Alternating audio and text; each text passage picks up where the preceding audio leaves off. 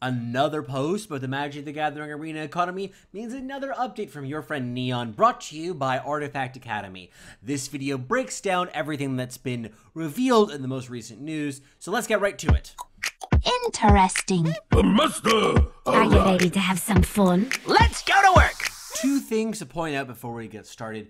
First, this is in some respects a continuation of the last video that I did on the subject of Magic the Gathering Arena's economy, so if you haven't watched it, I would suggest that you go do so. It's not necessary, but there's a lot of really useful information in there.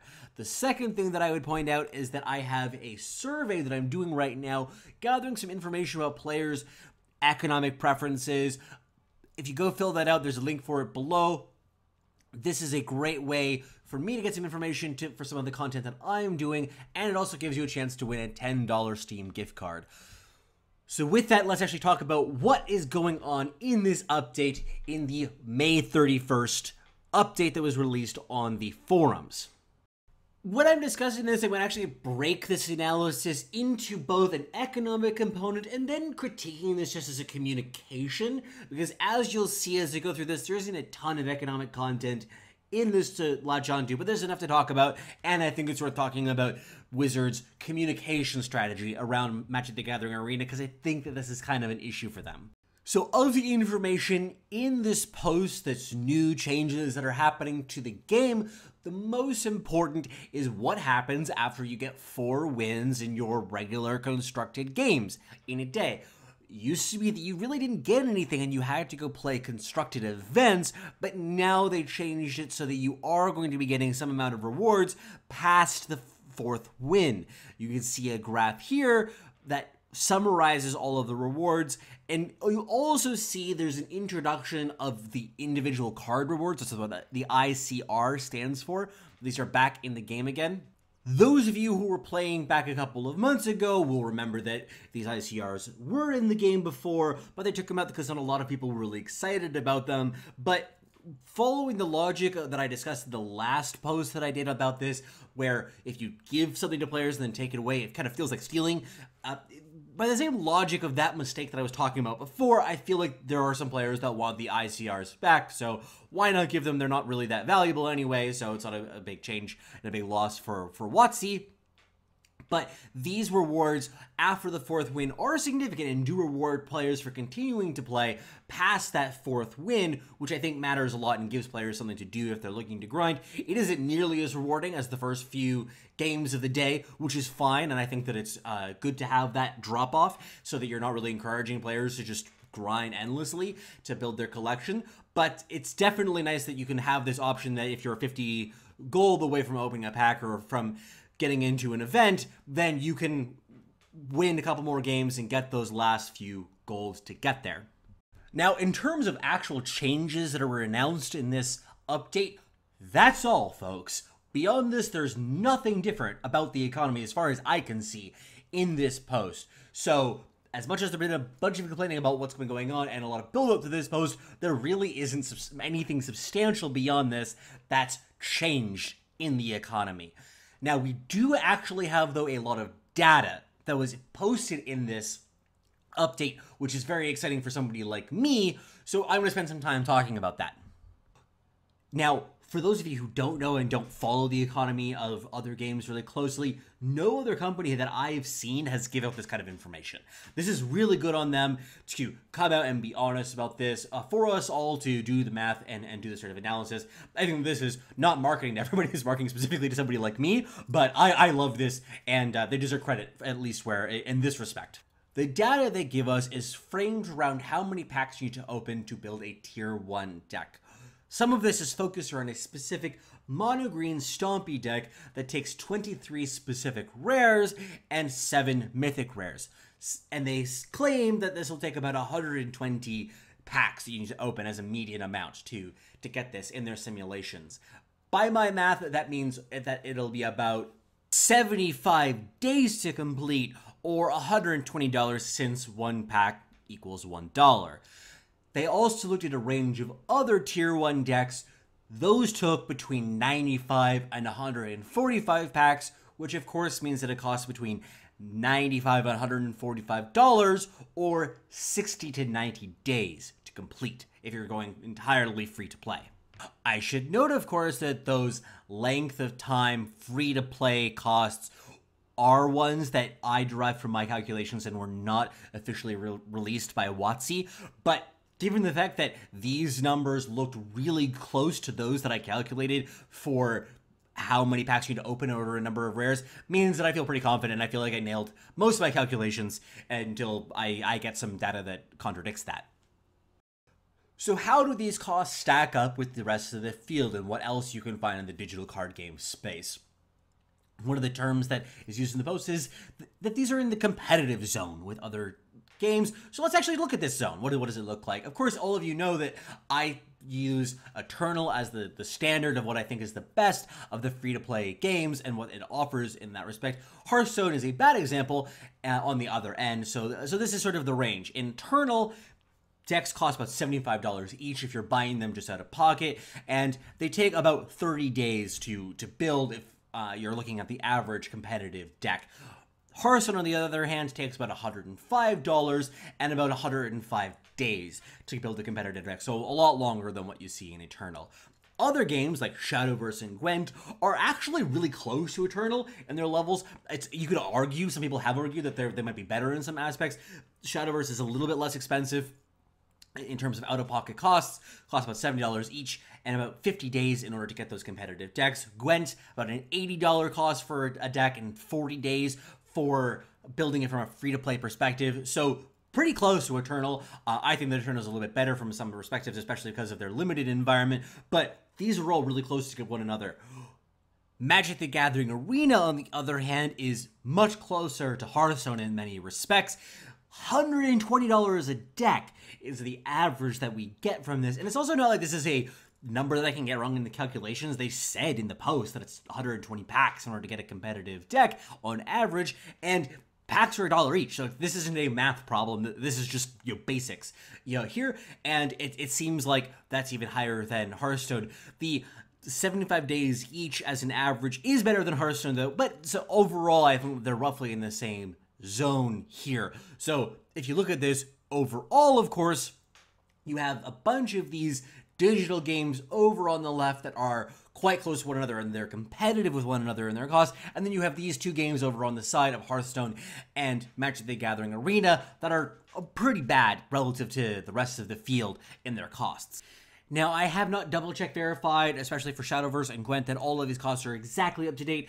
There hasn't been enough major changes to the economy in those games, as I understand it, to really shift these numbers, but these are a little bit out of date, of about a year and a half old, but I think they're good enough to get you a sense of where Magic the Gathering Arena stands. Once again, when I was doing this math and given the calculations that I have access to, it seems like there's the same problem that I've described before, where mythic wildcards seem to be coming to you at a faster rate than you need them relative to rare wildcards. So rares are often the bottleneck to build the decks that you want. I still don't understand why Magic the Gathering Arena hasn't implemented a system where you can convert wildcards into lower rarity cards if that's something that you want. I've talked to people already from the Magic the Gathering Arena Discord who've described that they have extra wildcards, mythic wildcards, waiting to do something with them, because this is just a weird factor of the economy, that the mythic drop rate is a little bit higher than it sort of needs to be to build competitive decks. So that's something that I think is a change that they should still implement. One of the things that came up a number of times in this announcement and some of the subsequent ones is that there's going to be some substantial changes that are happening to the vault in the very near future. I'm not going to read through this entire blob of text, but basically the moral of the story is something big is coming to the vault. There might be change to the functionality of it. Unclear exactly what it's going to be, but that'll be happening soon, which hopefully will improve the functionality of it. But this turns into the next topic that I want to discuss, which is the communication of this article and sort of some of the things I think WotC got wrong in terms of just the execution of this update. One of the topics I was actually talking about with a friend of mine leading up to this announcement is the importance of under-promising and over-delivering in your communication as a game developer. It's really easy to overexcite your audience's expectations, and especially like things can go wrong. One of the things I actually think reading this whole article is they had plans of what they're going to do with the vault in this update, but they just couldn't get them done in time, and as a result they had all this buildup and all of this promises in this economic update, and it sucked because you couldn't get it done. This was really frustrating to the community. So just emphasizing the importance of under-promising and over-delivering, and although I do appreciate their transparency with things like the numbers that they're giving us, this might be shooting themselves in the foot in the long run. One topic that did come up in the post briefly that I'm not going to go too deep into, both the economics and the communications behind it, but I thought it was particularly tone deaf when they were talking about the different currencies that are in the game. There's a bit of this problem where you'll be left with a little bit of gems and you can't really do anything with it. You win some in some events, but it's really hard to spend it if you're not getting a continuous income. They're said in the game, it's like, hey, we have this premium currency and that allows you to buy special things, and it's exciting when you're a free-to-play player. You can do this too. It all kind of felt like BS. There's no real reason why you have all to do this. Why can't you have conversions between these if that's something you want to do? I think that would be a great thing to introduce into the game. Also, with the vault as being a third currency in some respects as well, you can involve that in this as well. So this was, I felt, a really tone deaf and out of touch element of the communication, and there's really no excuses for the system that they have in place, especially given the justifications that they gave. One final issue I have with the communication execution here is how the post just kind of felt sloppy. You put it on the forums, which I think just look ugly. This is what it looks like when you blur it all together. It's just like a crappy kind of brown as a background. It's really not pleasant to look at. You can put this on a website that you have access to. Like, why are you putting this on the forums that really just look bad? So you have that. You have a bullet point that's just randomly in the middle of the paragraph for no good reason. You have a table that was supposed to be between two paragraphs or two points, and it just dropped at the bottom randomly. You have all of these small problems. This also was released at 11 p.m. at night on the East Coast, which is 8 p.m. on the West Coast. So it's not like it was during the business day. You have this follow-up post that you had as well. Just top to bottom, this just felt rushed and unprofessional and out of touch, and it just didn't feel like the players were being valued. In many respects, this whole post, this whole drama around the economy is much more about the players feeling like they're being heard and being respected, and about communication more than the actual costs.